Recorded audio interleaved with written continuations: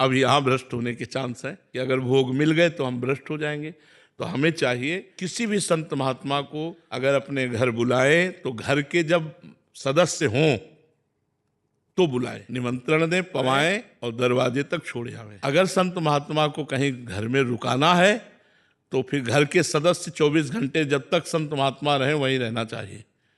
कभी ऐसी छूट नहीं देनी चाहिए कि आप जा रहे हो बाहर, घर में मन है, गड़बड़ हो जाएगा। पक्का समझ लो, हम इसलिए कह रहे हैं मन बहुत बदमाश है, बहुत बदमाश है। इस पर कभी विश्वास नहीं करना चाहिए, ये कहीं भी कैसे भी।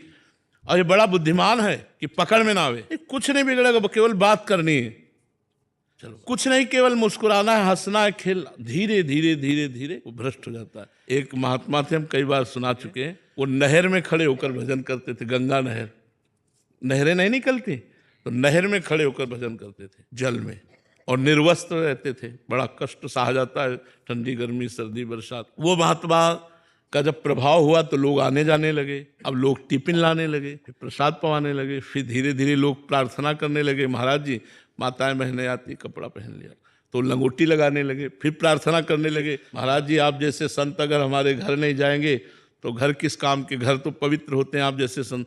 वो घर जाने लगे, फिर गड़बड़ हो गया, धर्म विरुद्ध हो गए। तो ये हम मतलब घटना बता रहे हैं, ये कोई हम कहानी नहीं बता रहे। इसीलिए हम कहते हैं संतों को भजन करने दो और आप भी भजन करो, दूरी बना के रखो। अगर दूरी बनाओगे तो तुम भी पवित्र रहोगे, तुम्हारा भाव भी पवित्र रहेगा। और नहीं भी अगर एक संत से आपका भाव खराब हुआ तो सब संतों के प्रति खराब हो जाएगा, लगेगा सब नाटकीय है, नहीं लगेगा। एक संत के प्रति हमारी दोष दृष्टि हो जाए तो वही दृष्टि हो जाती है। तो इसलिए बहुत सावधान।